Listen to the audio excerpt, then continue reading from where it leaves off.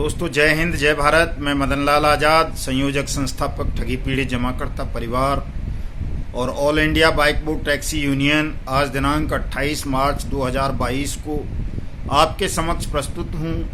राजधानी दिल्ली से कुछ खास सूचनाएं आप सब तक पहुंचाने के लिए और एक ज़रूरी बात आप सबसे करने के लिए दोस्तों, और वो बात होगी आपके भुगतान के संदर्भ में। सूचनाएं तो सभी के संदर्भ में लगभग मैं देता हूं, लेकिन दोस्तों मैं आप सबसे ये उम्मीद करूंगा कि आप हमारे इस YouTube चैनल युगांतर न्यूज़ को सब्सक्राइब करेंगे, मेरे इस वीडियो संदेश को ज़्यादा से ज़्यादा लोगों तक पहुंचाएंगे और हमारे युगांतर न्यूज़ ट्विटर हैंडल को फॉलो करेंगे, जिसका लिंक इस वीडियो की डिस्क्रिप्शन में होगा। दोस्तों कल सुबह मैंने PACL के संदर्भ में आपको बताया था कि पल्स इंडिया लिमिटेड के जिन लोगों को सेबी का SMS आएगा वो सेबी के द्वारा दिए गए एक पोस्ट बॉक्स नंबर में साधारण डाक से अपने मूल दस्तावेज भेजेंगे, ऐसा एक विज्ञापन सेबी ने जारी किया है। चूंकि वो विज्ञापन पहली नज़र में ही भ्रामक लगता है, फेक लगता है, एक साजिश का अंग लगता है, इसलिए उस विज्ञापन को कंफर्म करने के लिए कल भी मैंने सेबी को टैग करते हुए ट्वीट किए थे। चूंकि कल तो संडे था इसलिए वहाँ से कोई रिप्लाई देना संभव नहीं था, लेकिन आज वर्किंग डे था। आज मैंने ट्वीट भी किया और मेल पर भी शिकायत डाली सेबी के चेयरमैन को कि सेबी ने जो विज्ञापन PACL इंडिया लिमिटेड के पीड़ितों के भुगतान के संदर्भ में जारी किया है वो फर्जी है।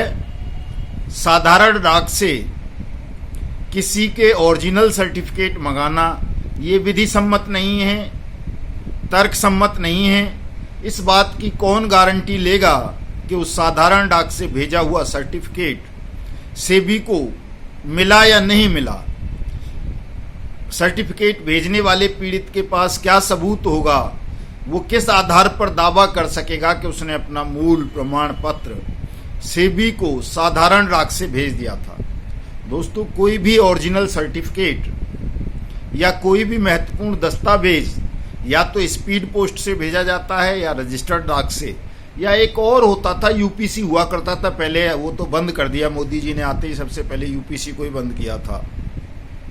अंडर पोस्टल सर्टिफिकेट बोलते थे, वो बड़ा सस्ता माध्यम होता था, या टेलीग्राम से मांगी जाती थी कोई महत्वपूर्ण सूचनाएं, लेकिन टेलीग्राम भी बंद कर दिया और UPC भी बंद कर दिया। अब तो रजिस्टर्ड डाक और स्पीड पोस्ट ही केवल माध्यम है किसी भी महत्वपूर्ण दस्तावेज को कहीं भी भेजने का या मंगाने का। सेबी ने पोस्ट बॉक्स नंबर जारी किया है और पोस्ट बॉक्स नंबर में रजिस्टर्ड डाक से नहीं भेजा जा सकता कोई दस्तावेज, न स्पीड पोस्ट से भेजा जा सकता है, वहां तो साधारण डाक से ही भेजा जा सकता है, यही नियम है।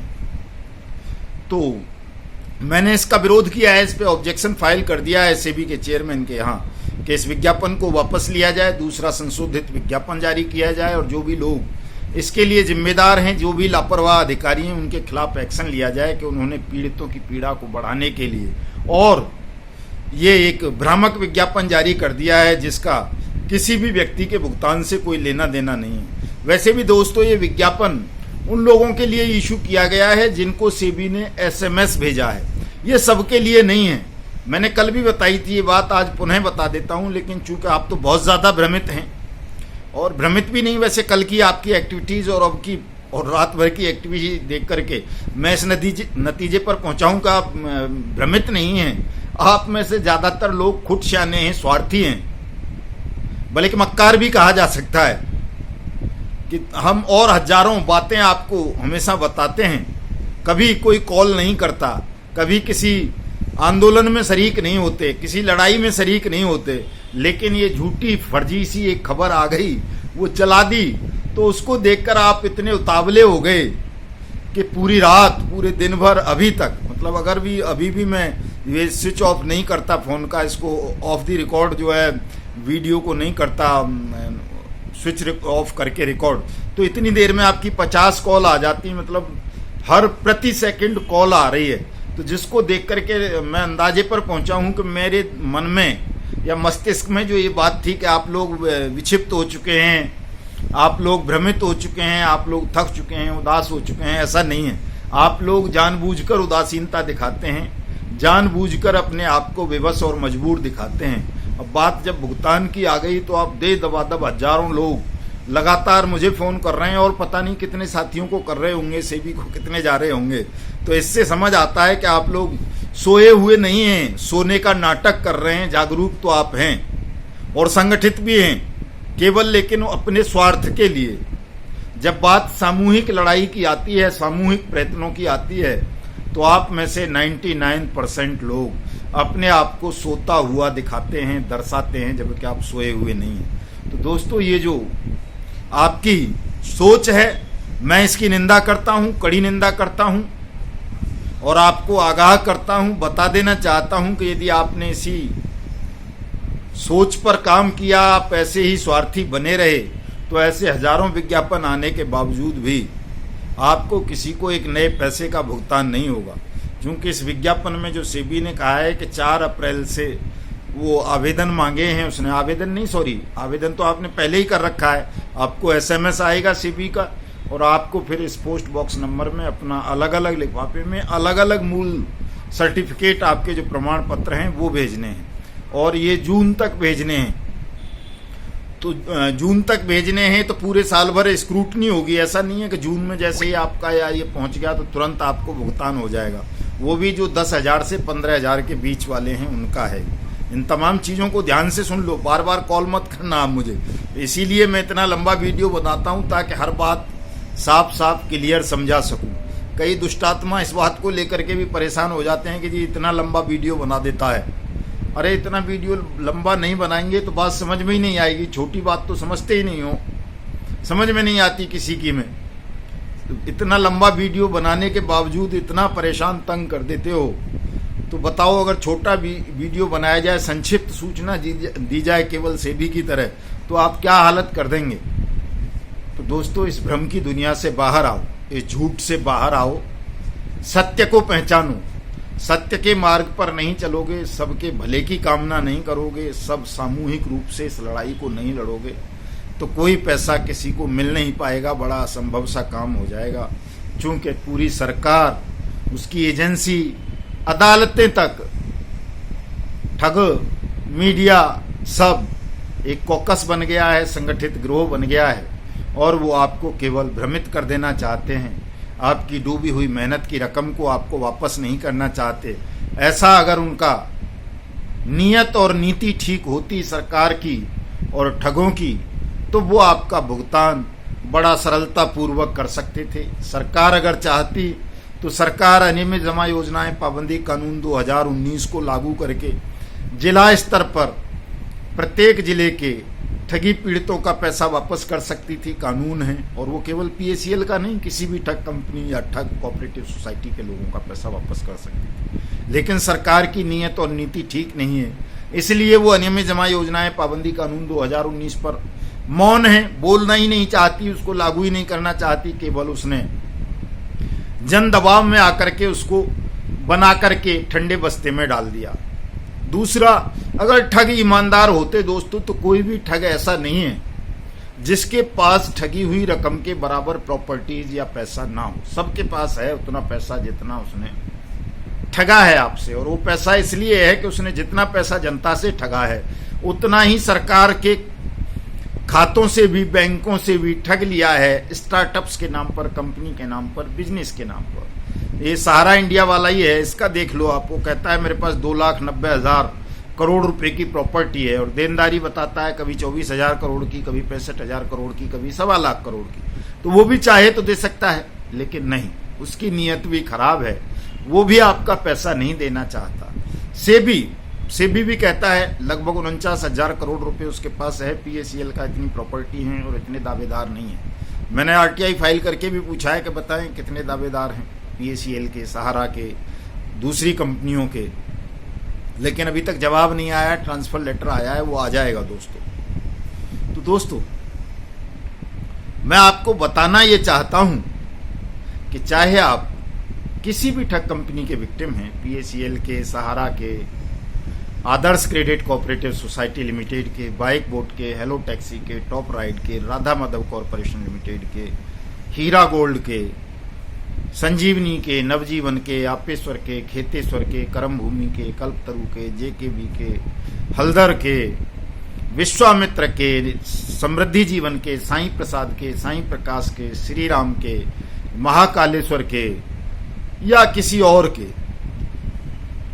रामेल प्रयाग वगैरह के, हमारा वाहन हमारा इंडिया, श्योरगेन और आपका क्या बोलते हैं हेलो राइड, गोवे, गो बाइक, दुनिया भर की हैं, हजारों तरह की कंपनीज हैं, हजारों तरह की सोसाइटीज हैं। आप किसी के भी ठगी के शिकार बने हैं, विक्टिम हैं या जमा करता है दोस्तों, तो आपको बहुत ज्यादा ध्यान केंद्रित करना है, गंभीरता पूर्वक इस लड़ाई को लड़ना है, तब कहीं जाकर के आप अपनी मेहनत की कमाई को वापस ले पाएंगे। अगर आपको लगता है कि आप बिना लड़े, बिना ध्यान को केंद्रित किए, बिना सामूहिक प्रयत्न किए इस तरह से अपनी मेहनत की डूबी हुई रकम को वापस ले पाएंगे, तो आप बहुत बड़े भ्रम के शिकार हैं। आपके साथ बार बार धोखा होता रहेगा, जैसा कि एक धोखा करने का प्रयास ये सेबी ने कर दिया है आप लोगों के साथ। ये धोखा ही है दोस्तों। अगर आपका सर्टिफिकेट गुम हो गया या गुम ना भी हो, सेबी जानबूझ करके गुम कर दे उनको या कह दे कि गुम हो गया, हमें मिला ही नहीं आपका ओरिजिनल सर्टिफिकेट, तो आपके पास कोई सबूत नहीं होगा। साधारण डाक को कोई सबूत नहीं माना जाता। आप कोई दावा पेश नहीं कर सकते साधारण डाक के आधार पर, आरटीआई तक फाइल नहीं कर सकते आप साधारण डाक के आधार पर कि आपने कोई पत्र किसी को भेजा था। तो ये एक बड़ा धोखे की तैयारी है आपके साथ। एक दूसरा बहुत बुरी खबर भी मैं आपको बता देना चाहता हूं आज दोस्तों, वो अभी हाल ही की खबर है, 2-4 दिन पहले की है। आप सहारा इंडिया के मामले को लेकर के प्रसन्न हैं कि दिल्ली हाईकोर्ट ने बहुत अच्छा फैसला दे दिया।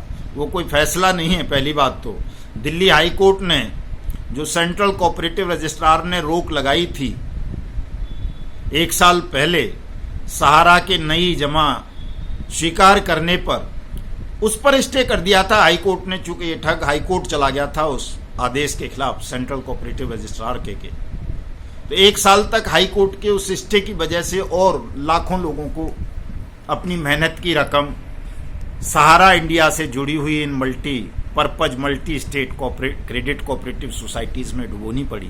वास्तव में अगर कोई दोषी है, सरकार तो दोषी है ही कि उसकी देखरेख में या उसके सामने खुलेआम इस तरह की ठगी चल रही हैं, जमा स्कीम्स चल रही हैं, लेकिन अदालतें भी दोषी हैं। दिल्ली हाईकोर्ट अगर उस आदेश को स्टे नहीं करता सेंट्रल रजिस्ट्रार कोऑपरेटिव के को, तो 1 साल में जितने लोगों को और ठग लिया है, नए लोगों को सहारा इंडिया से जुड़ी हुई इन क्रेडिट कोऑपरेटिव सोसाइटीज ने, वो लोग बच जाते। 1 साल बाद जाकर के होश कहीं आया दिल्ली हाईकोर्ट को कि यार उसने गलत स्टे कर दिया था, तो उसने अपने उस स्टे को हटा लिया और सेंट्रल कोऑपरेटिव रजिस्ट्रार के आदेश को बहाल कर दिया।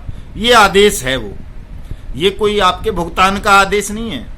भुगतान का आदेश तो सेंट्रल कोऑपरेटिव रजिस्ट्रार ही दे चुके थे 1 साल पहले कि सहारा इंडिया अपने तमाम इस कारोबार को, फर्जीवाड़े को, धोखाधड़ी को बंद कर दे और सबका पैसा वापस कर दे 15 दिन के अंदर अंदर। लेकिन नहीं किया उसने, वो हाई कोर्ट चला गया उसके आदेश के खिलाफ।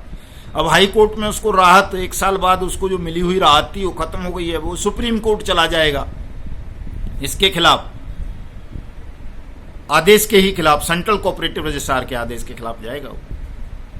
इन तमाम चीजों को सोचने समझने की जरूरत है दोस्तों। बहुत सारे साथी परेशान हो रहे हैं कि शायद सेंट्रल कोऑपरेटिव रजिस्ट्रार के यहाँ शिकायत दाखिल करने से उनका भुगतान हो जाएगा सहारा इंडिया का। तो दोस्तों वो भुगतान के लिए नहीं है, वो शिकायत इसलिए आवश्यक है सेंट्रल कोऑपरेटिव रजिस्ट्रार के यहाँ दाखिल आपका करना, ताकि इस ठग को दंड मिल सके, इसके खिलाफ कानूनी कार्रवाई हो सके, इसके इस फर्जीवाड़े को समाप्त किया जा सके, बैन किया जा सके, और आपके भुगतान के लिए या तो लिक्विडेटर अपॉइंट कर दिया जाए या फिर अनियमित जमा योजनाएं पाबंदी कानून 2019 के तहत सक्षम प्राधिकरणों के माध्यम से आपका भुगतान किया जाए।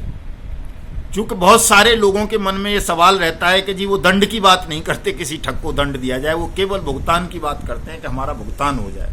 दोस्तों ऐसा कभी नहीं होता। इन ठगों ने आपके साथ ठगी की है, धोखाधड़ी की है, अपराध किया है। अगर आप इनको दंडित नहीं कराओगे तो ये कभी आपका पैसा वापस नहीं करेंगे, ये आपने देख लिया है। 2016 तक जब ये सुब्रत राय सहारा जेल में था तो चीख रहा था, दिन रात रोज एप्लीकेशन देता था, बयान आते थे इसके चेले चपाटों के भी, इसके भी जेल से, इसके एडवोकेट्स के भी, कि जी सुब्रत राय सहारा को जेल से बाहर निकाल दो, तुरंत जो है 1 महीने में सबका भुगतान कर देंगे, इतनी प्रॉपर्टी हमारे पास है। 2016 में बाहर आया, आज 22 हो गया, कितने साल हो गए? 6 साल हो गए बाहर आए हुए। 6 साल में किसी एक भी व्यक्ति का भुगतान किया इसने? नहीं किया। बाहर आराम से मौज ले रहा है, सारी दुनिया में घूम रहा है, नहीं किया उसने। एक वो हीरा गोल्ड कंपनी है, ग्रुप ऑफ कंपनीज, उसकी वो जो जोहरा शेख है, उसने सुप्रीम कोर्ट से इसी आधार पर बेल ली थी कि वो बाहर आते ही सबका भुगतान कर देगी। क्या किया भुगतान? अभी कल परसों फिर सुप्रीम कोर्ट ने उसके विषय में, शायद 26 तारीख को फैसला आया है, 26 या 25 को, उसका सुप्रीम कोर्ट ने तमाम रोक जो उस पर लगी हुई थी वो सब हटा लिए हैं हीरा ग्रुप ऑफ कंपनीज के कारोबार पर, और उसकी जितनी प्रॉपर्टीज अटैच की थी इन्वेस्टिगेशन एजेंसीज ने, उनको भी उसी के हवाले कर दिया है और उसको खुली छूट दे दी है कि वो जो है उनको बेचे और पैसा वापस करे लोगों का। बड़ी प्रसन्न हो रही है। आधे 1 घंटे का उसका मैंने वीडियो आज देखा। उसने अगर 2 काम की बताई तो कम से कम 1000 बार उसने रहमदुल्लाह, अलहमदुल्लाह, खुदा खैर करे, ईश्वर अल्लाह का नाम लिया है। मतलब मुझे बड़ा अफसोस होता है। और केवल SFIO को उसमें अपॉइंट कर दिया है सुप्रीम कोर्ट ने, उसकी मांग के अनुरूप जो उसने मांगा वो राहत सुप्रीम कोर्ट ने उसको दे दी है। और केवल अब सीरियस फ्रॉड इन्वेस्टिगेशन ऑफिस ही उन सारे मामलात की जांच करेगा, और कोई एजेंसी उन मामलों में ED हो, चाहे दूसरी जो एजेंसीज होती हैं EOW, वो उसमें दखलंदाजी नहीं करेंगी। मतलब सुप्रीम कोर्ट ने पूरी तरह से वो फैसला ठगों के पक्ष में दे दिया है, उससे देश के तमाम ठग कंपनीज को राहत मिलेगी। तो बड़ा मतलब ये कहा जा सकता है कि वो देश के उन 20 करोड़ ठगी पीड़ित जमाकर्ताओं के खिलाफ फैसला है जो ऐसी ठग कंपनी या ठग कोऑपरेटिव सोसाइटीज का शिकार बने हैं। बहुत सारे लोग उस पर प्रसन्नता जाहिर कर रहे हैं। 1 साल से वो बाहर घूम रही है, किसी का 1 नया पैसा भी वापस नहीं किया है और अब भी नहीं करेगी। दावा कर रही है कि मैं 200 मुल्कों में भारत का झंडा फहराऊंगी, राष्ट्रवादी होने का भी ढोंग कर रही है। तो कैसा झंडा फहराएगी? मुझे लगता है वो विदेश भाग जाएगी, किसी का 1 नया पैसा भी वापस नहीं करेगी। जिस तरह से इस सुब्रत राय ने नहीं किया, जिस तरह से बाइक बोर्ड टैक्सी स्कैम के विजेंद्र सिंह हुड्डा ने नहीं किया, वो भाग गया। जिस तरह से साइंस सिटी के राशिद नसीम ने नहीं किया, वो विदेश भाग गया। जिस तरह से राधा माधव कॉरपोरेशन लिमिटेड के मितेश अग्रवाल ने नहीं किया। दोस्तों ये इस तरह की सूचनाओं पर भी आपको नजर रखनी है कि कहां कहां आपके खिलाफ षड्यंत्र रचे जा रहे हैं, कहां कहां आपके खिलाफ क्या हो रहा है। ये ठग कितनी बेशर्मी के साथ अल्लाह, ईश्वर, रब, प्रभु, परमात्मा, ईश्वर का नाम लेते हैं, बार बार अपने आप को निर्दोष साबित करने का प्रयास करते हैं, बेगुनाह होने का ढोंग करते हैं, और आप सबको धोखे में रखते हुए आपकी मेहनत की कमाई को हड़प लेते हैं। आप लोगों को इतना भावुक, इतना भावनात्मक, इतना असंवेदनशील नहीं होना चाहिए कि कोई ठग ईश्वर के नाम पर, अल्लाह के नाम पर, राष्ट्रवाद के नाम पर, या किसी आपकी देवी देवता या आस्था के नाम पर आपको ठग ले और आप हाथ मलते रह जाएं, रोते रह जाएं। दोस्तों अब समय आ गया है कि आपको एक बड़े सत्याग्रह आंदोलन की तैयारी करनी है। सुप्रीम कोर्ट में हम रिट पिटीशंस फाइल कर ही रहे हैं अनियमित जमा योजनाएं पाबंदी कानून 2019 के इम्प्लीमेंटेशन के लिए, आपका पैसा वापस दिलाने के लिए। लेकिन दोस्तों ये भी बहुत ज़रूरी है कि हाई कोर्ट हो, चाहे सुप्रीम कोर्ट हो, चाहे कोई और एजेंसी हो, इनके आदेशों की अनुपालना करवाने के लिए आपको एक बड़े सत्याग्रह की भी ज़रूरत है, राष्ट्रव्यापी सत्याग्रह की। और उसके लिए हमें कम से कम 1 लाख सत्याग्रही चाहिए जो जेल भरो आंदोलन चला सकें, और इसमें 6 महीने लगें चाहे साल भर लगें। आपको दोस्तों ये करना होगा, तभी आपका पैसा मिलेगा। कानूनी कार्रवाई के साथ साथ आपको आंदोलन की तैयारी करनी है दोस्तों, मेरे कॉन्टैक्ट नंबर इसमें डिस्क्रिप्शन में होंगे, लेकिन बेवजह कॉल ना करें, केवल काम के लिए ही कॉल करना। जय हिंद, जय भारत।